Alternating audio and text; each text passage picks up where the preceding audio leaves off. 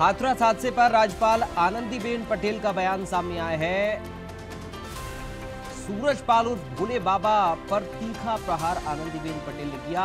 कहा कि लोगों में भ्रम फैलाना गुनाह है, ये राज्यपाल कह रही हैं। ऐसे लोगों पर कार्रवाई होनी चाहिए। आनंदीबेन पटेल का ये बयान सामने आया। राज्यपाल ने हादसे के मृतकों को श्रद्धांजलि दी है। हादसे पर राज्यपाल आनंदीबेन पटेल का बयान आया। हाथरस हादसे को लेकर लगातार रिएक्शंस आ रहे हैं और इस बीच राज्यपाल आनंदीबेन पटेल ने भी इस पूरे मामले पर अपनी प्रतिक्रिया दी है। क्या कुछ कहा है वो भी आपको हम सुनवाते हैं। में अभी एक घटना हुई, ये सब आपको पता है, हमें भी पता है। इसमें जिस लोगों ने अपनी जान गंवाई है सबको श्रद्धांजलि दे दी और परमात्मा को प्रार्थना करती हूँ कि उसको अपने चरणों में निवास करे। लेकिन इसके साथ साथ हम जब शिक्षा का कार्य करते हैं तो मैं ये जरूर मानती हूँ, आप में से भी कई लोग मानते होंगे कि हम ऐसी बातें हमारी प्रजा के सामने न करें कि जिसकी वजह से ऐसे हादसा। हम भगवान तो है नहीं, भगवान ने हमारा सबका सर्जन किया है। और जब कोई ये बोलता है कि मेरी चरण रज ले लो, माथे लगाओ, तो आपका सब दुख दर्द पूरा हो जाएगा। क्या होता है बताइए ना मुझे। होता है? नहीं होता। सुदर्शन चक्र दिखाना तो भगवान कृष्ण ही थे भाई, सुदर्शन चक्र दिखाते थे। संवाददाता सुनील कुमार हाथरस से इस वक्त हमारे साथ जुड़ गए हैं। सुनील, लगातार रिएक्शंस के बीच में अब राज्यपाल का भी इस पर बयान आ गया है। क्या कुछ अपडेट है इस पूरी खबर को लेकर?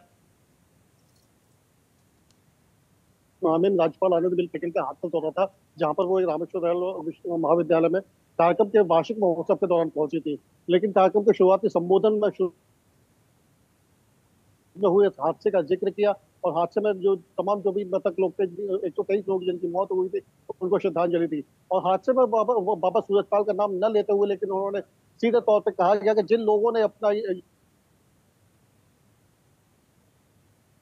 जिससे आपका दुख दर्द और बीमारियां दूर हो जाएंगी, और जो सुदर्शन चक्रधारी है, जो अपने आप को भगवान विष्णु का अवतार बताते हो, कहते हैं कि हम सुदर्शन चक्रधारी हैं, तो इस बात का जिक्र करते हुए उन्होंने कहा कि